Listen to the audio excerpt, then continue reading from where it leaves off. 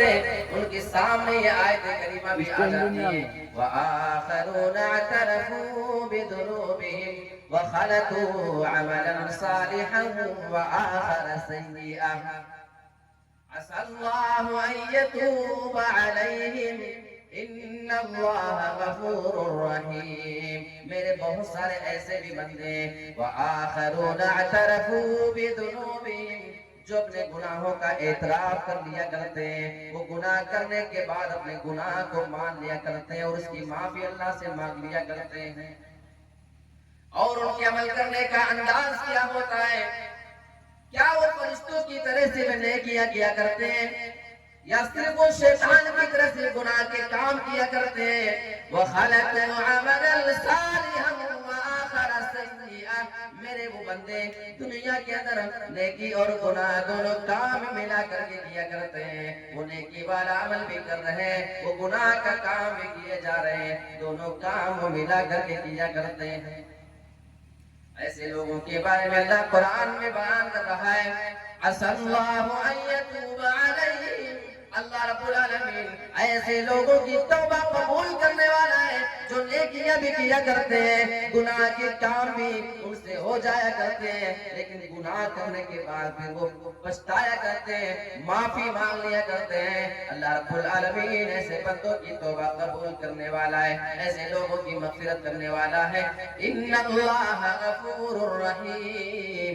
بے شک اللہ رب العالمین تو بخشنے والا، رحم کرنے والا. جب یہ آیت کریمہ حضرت احمد بن قیس رحمۃ اللہ علیہ کی معافی بھی تجھ سے مانگ لیا کرتا ہوں. آج میں اپنے آپ کو قرآن میں پا چکا ہوں، آج میں نے اپنے آپ کو قرآن میں تلاش کر لیا. اب یہ تو حضرت احمد بن قیس تھے جو اپنے آپ کو اس آیت کریمہ میں فٹ پا رہے ہیں. ضروری یہ نہیں کہ ہم میں سے ہر آدمی جتنے بھی لوگ یہاں پہ بیٹھے ہیں وہ اپنے آپ کو قرآن کی اسی آیت کی روشنی میں پا رہے ہوں. ہو سکتا ہے کچھ اس سے بھی زیادہ نیک ہو سکتا ہے کچھ اس سے بھی زیادہ برے انسان ہو، بلکہ بہت ہی برے انسان ہو. ہر آدمی کو اپنے آپ کو قرآن مجید کے اندر تلاش کرنا. اگر وہ آدمی اپنے آپ کو نیک لوگوں میں پا رہا ہو، اچھی آیتوں کے بارے میں اپنے آپ کو فٹ پا رہا ہو، تب تو اس کے لیے بڑی اچھی بات ہے. ورنہ اگر وہ آدمی اپنے آپ کو گنہگار پا رہا ہے، وہ اللہ رب العالمین کے نافرمانوں میں اپنے آپ کو پا رہا ہے، تو اس آدمی کو اپنے آپ کو بدلنے کی ضرورت ہے. ہم نے کیا کیا قرآن مجید کے اندر اپنے آپ کو تلاش کیا ہے؟ ہم نے کتنی بار قرآن میں غور کیا ہے اور اپنے آپ کو اس میں پہچاننے کی کوشش کیا ہے کہ قرآن میں جہاں اللہ تعالیٰ نے بہت سارے لوگوں کا ذکر کیا ہے، تو کس آیت کی روشنی میں ہم اپنے آپ کو فٹ پا رہے ہیں؟ قرآن کی اس آیت کے بارے میں ہم اپنے آپ کو پا رہے ہیں کہ یہاں پہ اللہ تعالیٰ نے ہمارے ساتھ کیا ہے. ہم قرآن میں اپنے آپ کو تلاش کیا کریں گے؟ قرآن مجید کی ایک آیت کو ہم سمجھتے نہیں، جہاں مسلمانوں کی حالت یہ ہے کہ انہیں سورہ فاتحہ کا ترجمہ کرنے معلوم، انہیں سورہ اخلاص قل هو اللہ احد کی پوری وہ جو مختصر سی سورت ہے اس کا ترجمہ تک نہیں معلوم ہے. یہ بیچارے پورے قرآن میں اپنے آپ کو کیا تلاش کریں گے؟ یہ قرآن کو سمجھتے ہی کم ہے، یہ قرآن میں غور کب کرتے ہیں کہ اپنے آپ کو قرآن میں یہ تلاش کریں. ایک سوال آپ سے کرنا اور سارے مسلک کے مسلمان مل کر کے کسی غیر مسلم کو اگر ایک کتاب کو دینا چاہے جس کتاب کو پڑھ کر سمجھ سکے، وہ اللہ کو پہچان سکے اور اسلام پر عمل کر سکے، تو مجھے آپ بتائیے گا ضرور کہ آپ کون سی کتاب اس غیر مسلم کو دینا چاہیں گے؟ ذرا بول دیجیے بھائی پیچھے سے. ہاں قرآن مجید. ماشاءاللہ بہت اچھا جواب آیا ہے. قرآن مجید ہی دینا چاہیں گے. کیوں؟ کیونکہ یہی ایک ایسی کتاب ہے جس میں تمام مسلمانوں کا اتفاق ہے. اگر آپ حدیثوں کا نام لیں گے فلاں حدیث، ہم مسلک والے اس حدیث کو نہیں مانتے ہیں جی، حدیثوں میں اختلاف ہو جائے گا، لیکن قرآن مجید ایک ایسی کتاب ہے جس پر دنیا کے تمام مسلمانوں کا اتفاق ہے، اس میں کسی بھی مسلمان کا اختلاف نہیں. یاد رکھیے میں مسلمانوں کی بات کر رہا ہوں، میں شیعہ لوگوں کی بات نہیں کر رہا ہوں جو کہ قرآن مجید کی جن کا ایمان ہے. تو مسلمان کون سی کتاب دینا چاہیں گے؟ قرآن دینا چاہیں گے. کیوں دینا چاہیں گے؟ تاکہ وہ اس کو پڑھ کر کے اسلام کو سمجھ سکے اور اسلام پر عمل کر سکے. اگر ایسا کرنا ہے تو اسے قرآن مجید دینا پڑے گا. ایک اور سوال تو ترجمے والا قرآن یا بغیر ترجمے والا قرآن؟ جی بولیے کون سا بولو؟ ترجمے والا. کیوں بنا ترجمے والا کیوں نہیں صاحب؟ یہاں رکھا ہوا ہے 5-6 بنا ترجمے والا اٹھا کے دیں گے پڑھے. آپ کہیں گے صاحب پڑھے گا تو ٹھیک ہے لیکن پھر وہ اسلام کو سمجھ نہیں پائے گا جب ترجمہ نہیں جانے گا. صرف عربی عبارت پڑھ لینے سے اس کو کچھ سمجھ میں نہیں آئے گا اگر وہ عربی زبان کا جاننے والا نہ ہو. جس زبان کا جاننے والا ہو اسی زبان میں اس کا ترجمہ دینا پڑے گا تاکہ وہ پڑھے, قرآن سمجھے, اسلام کو سمجھے اور اسلام پر عمل کر سکے, اللہ کی پہچان کر سکے. میرے پیارے ساتھیوں, اب ایک اور سوال جو واقعی ہمیں اور آپ کو حیران کر سکتا ہے کہ کیا ہم مسلمان بھی اسلام کو سمجھتے ہیں قرآن کی پڑھ کر کے؟ کیا آپ نے بھی اسلام کو سمجھا ہے قرآن کو پڑھ کر کے؟ پھر یہاں پہ جواب ہوگا بولو بالکل ہی نہیں. ایسی وہ غریب بات نہیں. ہمیں غیر مسلم کو قرآن مجید دے کے اس نیت سے کہ وہ اسلام کو سمجھے گا, اللہ کو سمجھے گا, اسلام پر عمل کر سکے گا. لیکن تعجب یہ ہے کہ آج تک ہم نے کبھی ترجمے والا قرآن نہیں پڑھا ہے. ہمارا رب کیا باتیں کر رہا ہے, آج تک ہم نے کبھی قرآن مجید نہیں پڑھا ہے. یہ واقعی ہمارے لیے بڑے افسوس کی بات ہے. جب مسلمانوں کی اکثریت عالم یہ ہو تو ہم اپنے آپ کو قرآن میں تلاش کیا کریں گے؟ میرے پیارے ساتھیوں, قرآن مجید سے اپنا رشتہ جوڑو, قرآن مجید میں اپنے آپ کو تلاش کریں اور آپ کو کوشش کرنی چاہیے. آج دنیا کے معاملے میں ہر انسان ایک دوسرے سے ریس کر رہا ہے. ہر آدمی یہ کوشش میں لگا ہوا ہے کہ میں فلاں آدمی سے آگے نکل جاؤں, میں اس معاملے میں فلاں آدمی سے آگے نکل جاؤں, اس کی زمین و جائیداد مجھ سے زیادہ ہے, میں کسی طریقے سے زیادہ روپیہ پیسہ کما کر کے زمین و جائیداد میں اس سے آگے نکل جاؤں. اگر ہمارے پڑوسی نے اچھا مکان بنا لیا ہے, ہمارے دل میں یہ خواہش ہے کہ میں جلدی سے جلدی زیادہ دولت کما کر کے اس سے اچھا مکان بناؤں. اگر کسی آدمی کا کاروبار ہم سے زیادہ اچھا چل رہا ہے, ہم اس پلاننگ میں کہ اللہ تعالیٰ تو ہمیں یہ توفیق دے, ہم جلدی سے اس آدمی سے زیادہ نکل جائیں, اس آدمی سے آگے نکل جائیں, اس سے اچھا ہمارے کاروبار ہو جائیں. قرآن مجید اٹھا کر کے دیکھو, اے دنیا کے معاملے میں ریس کرنے والوں, دنیا کے معاملے میں دوسرے سے کمپٹیشن کرنے والوں, اللہ رب العالمین قرآن مجید کے اندر ہم مسلمانوں سے یہ کہہ رہا ہے وَسَارِعُوا إِلَىٰ مَغْفِرَةٍ مِّن رَّبِّكُمْ وَجَنَّةٍ عَرْضُهَا السَّمَاوَاتُ وَالْأَرْضُ أُعِدَّتْ لِلْمُتَّقِينَ.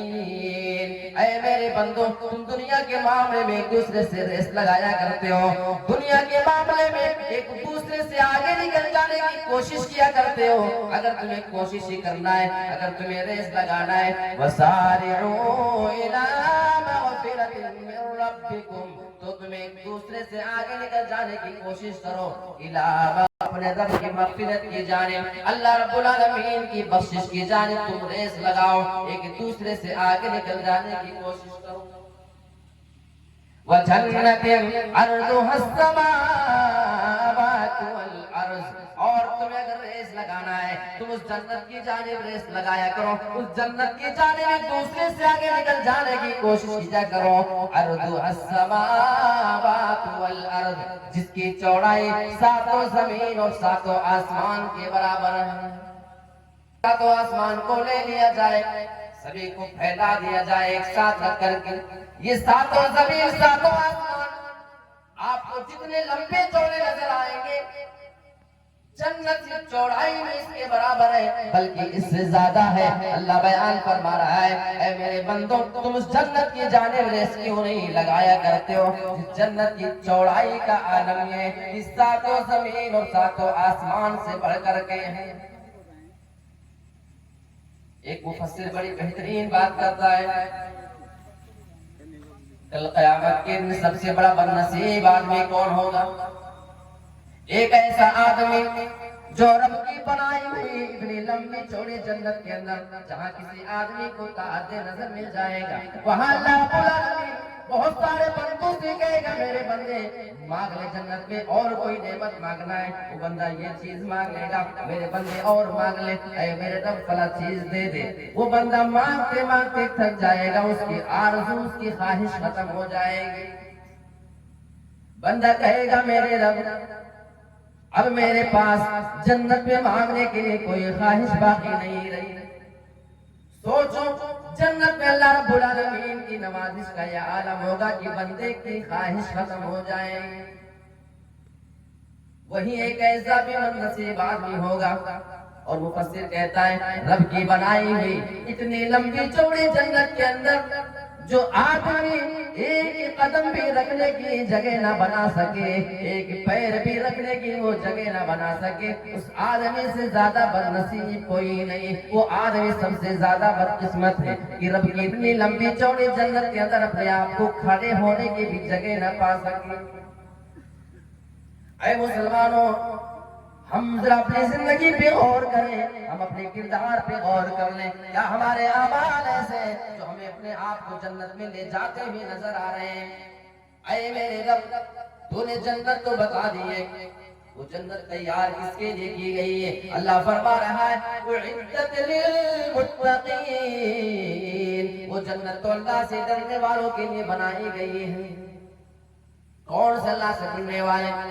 کیسی نماز روزہ اور حج کرنے والے؟ کیا یہی لوگ صرف اللہ سے ڈرنے والے بندے؟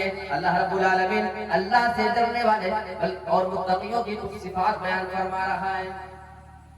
الذین ينفقون فی السراء والضراء والکاظمین الغیظ والعافین عن الناس۔ کون سے اللہ سے ڈرنے والے بندے؟ جو بندے الذین ينفقون فی السراء والضراء، جو اپنے مال کو اللہ کے راستے میں خرچہ کیا کرتے ہیں۔ اور یہ خرچ کرنے میں دو انداز ہو سکتا ہے۔ اس السراء، اگر ان کے پاس اللہ نے خوشحالی دے کر کے رکھی ہے، اگر اللہ نے ان کو دولت سے زیادہ دولت نہیں، تنگ دست آدمی ہے، اس کے پاس مال میں زیادہ خوشحالی نہیں، اس حال میں بھی وہ اللہ کے راستے میں خرچہ کیا کرتا ہے۔ بہت سارے لوگ سوچتے ہو کہ اللہ مدرسے میں تو امیر آدمی پیسے دے رہا ہے، وہ روپیہ لگا رہا ہے، مستعال برداشت کر رہا ہے، میں تیرے راستے میں دے کر کے ثواب کیسے حاصل کروں؟ اللہ بیان فرما رہا ہے اے میرے بندے، تجھے بھی پریشان ہونے کی ضرورت نہیں۔ والذراء، اگر تیرے پاس تنگ دستی ہے، اگر تیرے پاس زیادہ دولت نہیں، تو اپنی حیثیت کے مطابق اللہ کے راستے میں مال خرچہ کر کے بھی تو جنت پا سکتا ہے۔ ارے کون کہتا ہے کہ روپیہ اور پیسہ خرچ کر کے اللہ کے راستے میں دے کر کے صرف ایک امیر آدمی ہی جنت کو پا سکتا ہے؟ یہاں غریبوں کے لیے بھی بڑا اپنا میرے آج پہلی رات ہے، میں امید کرتا ہوں کہ آپ اللہ کے راستے میں دل کھول کر کے اس مدرسے کا تعاون کریں گے۔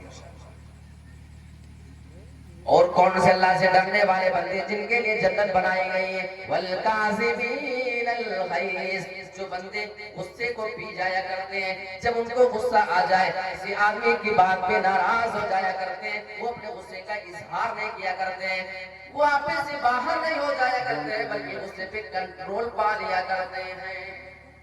والعافین عن الناس، اور لوگوں کو معاف کر دیا کرتے ہیں، لوگوں سے وہ درگزر کر دیا کرتے ہیں، لوگوں کو معاف کر دینا، لوگوں کی غلطیوں کو نظر انداز کر دینا، اللہ کی رضا کے لیے اس کو معاف کر دینا، یہ وہ عمل ہے جس کی وجہ سے ہمیں اور آپ کو جنت مل سکتی ہے۔ آج ہم انسانوں کا حال یہ ہے، ہم مسلمان آپس کے معاملے کو دیکھ لیں، ہم ایک آدمی کی غلطی کو معاف کر کے جنت کیا حاصل کریں گے؟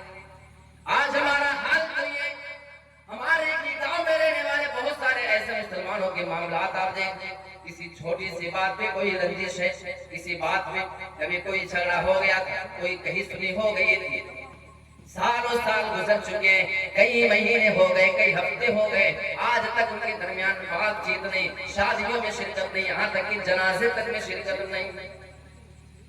آج آدمی کی دل کی کٹھورتا کا عالم ہے، دل اتنا زیادہ سخت ہو چکا ہے، آدمی اپنے سگے رشتہ دار کی چھوٹی سی غلطی کو معاف کرنے کے لیے تیار نہیں۔ پھر آدمی کہتا ہے اے میرے پیارے ساتھیوں، انسان کی جانب سے کبھی کبھی یہ بھی سننے کو آتا، فلاں رشتہ دار میری رشتہ داریوں کو توڑتا ہے، وہ مجھ سے کرنا چاہتا ہے، مجھ سے جڑ کر کے نہیں رہنا چاہتا ہے، تو بدلے میں بھی اس کے ساتھ نہیں رہتا ہوں، میں بھی اس کے ساتھ بات چیت کر دیتا ہوں۔ کیا یہ اس کا جواب ہے؟